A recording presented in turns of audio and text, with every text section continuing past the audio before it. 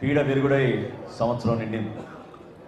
ఈ రోజున రాష్ట్ర వ్యాప్తంగా మనం ఒక పండుగ వాతావరణంలో ప్రజలకి ఒక పాజిటివ్ మెసేజ్ పంపించాలనే ఆలోచనతో ఈ కార్యక్రమం చేపట్టాం.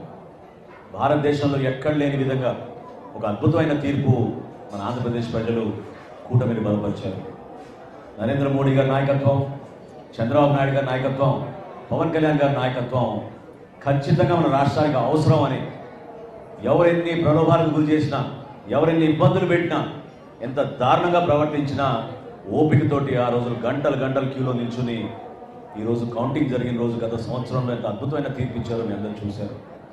మనందరం కూడా ఒక అంకిత భావంతో ఎప్పుడు కూడా కేవలం విమర్శించడానికి కోసం, రాజకీయ లబ్ధి కోసం కాదు మనం చేసే ఈ ప్రస్థానం చాలా కష్టమైన ప్రయాణం.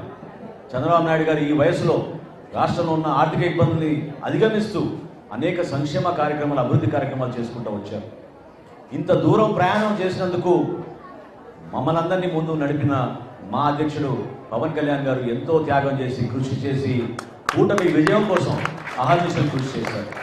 మరోలేని రోజులు.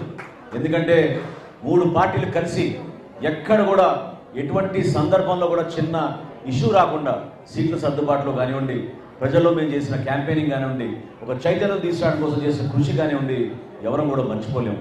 దీని వెనక మాతో పాటు మీరందరూ కూడా ఎంతో మనస్ఫూర్తిగా మీరు కష్టపడి కసితో పనిచేశారు. ప్రతి ఓటు వేయించారు, కేసులు పెట్టించుకున్నారు, కొట్టించుకున్నారు, ఎంతోమంది అవమానపరిచారు. కానీ మీరు నిలబడ్డారు. మీరు నిలబడిన స్ఫూర్తి ఖచ్చితంగా రాబోయే రోజుల్లో మన రాష్ట్రానికి, మన ప్రజలకి ఒక అంకిత భావంతో మరొకసారి ఈ కలయిక దేనికోసం, స్వార్థం కోసం కాదు, పదవుల కోసం కాదు, ఈ కలయిక కేవలం రాష్ట్ర భవిష్యత్తు కోసం, మన బిడ్డల కోసం.